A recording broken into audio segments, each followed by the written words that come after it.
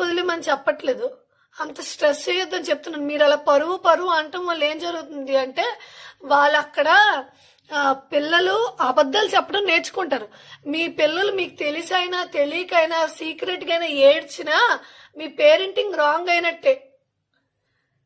మన పిల్లలకి మనమే తిండి పెట్టకపోతే ఈ సమాజం ఎందుకు తిండి పెడుతుందంటే నాకు తెలియక అడుగుతున్నాను. నువ్వు ఇలాగే చెప్తావు, నీకు పిల్లలు ఉన్నారా, నీకేం తెలుస్తుందా? నేను ఒక పేరెంట్నేనండి, నాకు పిల్లలు ఉన్నారు. పిల్లలు నిజం చెప్పేటప్పుడు మీరు తిట్టకండి. తిడితే ప్రయోజనం ఏమీ ఉండదు.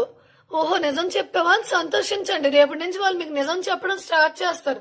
మీరు వెంట ఆపేసిన రోజు వాళ్ళు చెప్పడం ఆపేస్తారు. అర్థమవుతుందా? మీరు అనుకున్నట్టు మీ పక్కింటోళ్ళు ఎదురింటోళ్ళు ఎవరు రారు. వాళ్ళ పిల్లల కోసం వాళ్ళు బాగా చూసుకుంటున్నారు. మీరు ఒకసారి ఏ విషయం అయితే పరువు అని మీ పిల్లల్ని స్ట్రెస్ చేస్తున్నారో అదే విషయం